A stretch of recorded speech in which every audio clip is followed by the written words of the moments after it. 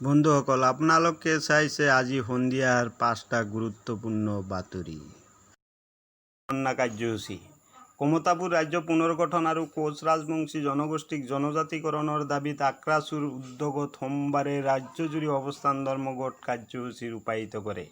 তাৰেই অংশ হিচাপে আজি কোকৰাঝাৰ জিলা উপায়ুক্ত কাৰ্যালয়ৰ ওচৰত অৱস্থান ধৰ্মঘট কাৰ্যসূচী ৰূপায়ণ কৰে। প্ৰায় শতাধিক আক্ৰাছু কৰ্মীয়ে অৱস্থান ধৰ্মঘট থলীত নিজ দাবীৰ সমৰ্থনত বিভিন্ন শ্লোগানেৰে আকাশ বঁটা কঁপাই তোলে। ধৰ্ণা কাৰ্যসূচীৰ অন্তত কমতাপুৰ ৰাজ্য পুনৰ্গঠনৰ কোচ ৰাজবংশী জনগোষ্ঠীক জনজাতিকৰণৰ দাবীত জিলা উপায়ুক্তৰ যোগেদি প্ৰধানমন্ত্ৰী নৰেন্দ্ৰ মোদীলৈ এক স্মাৰক পত্ৰও প্ৰেৰণ কৰে।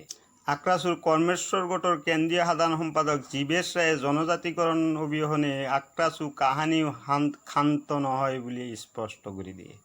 অসম চৰকাৰৰ ভূমিকাত তীব্ৰ ক্ষোভ প্ৰকাশ কৰি জীৱেশ ৰায়ে কয় যে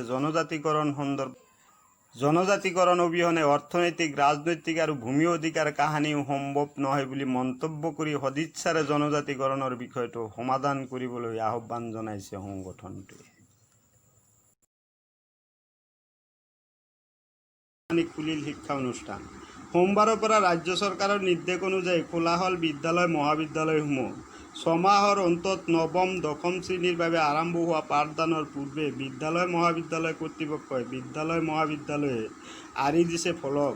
সম্পূৰ্ণ সামাজিক দূৰত্ব বৰ্তাই ৰাখি বিদ্যালয়ৰ প্ৰৱেশদ্বাৰত চাবোনেৰে হাত ধুই মাস্ক পৰিধান কৰি বিদ্যালয়ত সোমাইছে শিক্ষাৰ্থীসকল। ৰাজ্যৰ অন্যান্য বিদ্যালয় মহাবিদ্যালয়সমূহৰ লগতে সমান্তৰালভাৱে বঙাইগাঁও জিলাৰ বিদ্যালয়সমূহতো দেখা গৈছে শিক্ষাৰ্থীসকলৰ উৎসাহী আগমন। পুনৰ পূৰ্বৰ পৰিৱেশ ঘূৰি অহাৰ কামনা কৰিছে এতিয়া শিক্ষকবৃন্দ তথা শিক্ষক। নোট বন্ধ নহয়। বহুদিনৰ পৰা বিভিন্ন মাধ্যমত 2000 টকীয়া নোট বন্ধ হ'ব বুলি বাতৰি প্ৰচাৰ হোৱা দেখা গৈছিল। কিন্তু চৰকাৰে 2000 টকীয়া নোট বন্ধ কৰাৰ কোনো পৰিকল্পনা কৰা নাই। এই বাতৰি প্ৰকাশ পাইছে লোকসভাত। কেন্দ্ৰীয় বিত্ত ৰাজ্যমন্ত্ৰী অনুৰাগ ঠাকুৰে চলিত লোকসভা অধিৱেশনত জনায় যে চৰকাৰে 2000 টকীয়া নোট বন্ধ কৰাৰ কোনো ধৰণৰ পৰিকল্পনা কৰা নাই।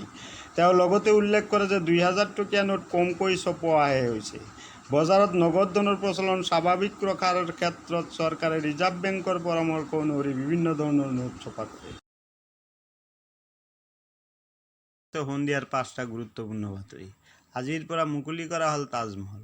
188 দিন ধৰি বন্ধ থকাৰ পিছত আজিৰ পৰা দৰ্শনাৰ্থীৰ বাবে পুনৰ মুকলি হ'ল আগ্ৰাৰ তাজমহল। প্ৰতিদিনে ঐতিহাসিক প্ৰাসাদটো দৰ্শন কৰাৰ বাবে 5000 পৰ্যটককহে অনুমতি প্ৰদান কৰা হ'ব। একমাত্ৰ অনুজ্ঞাপত্ৰ থকা ট্যুৰ গাইডসকলকহে ইয়াৰ অভ্যন্তৰত প্ৰৱেশৰ অনুমতি দিয়াৰ সিদ্ধান্ত লৈছে প্ৰশাসনে। লক্ষণীয়ভাৱে ঐতিহাসিক প্ৰাসাদটোৰ চৌহদত গ্ৰুপ ফটোগ্ৰাফী নিষিদ্ধ কৰা হৈছে।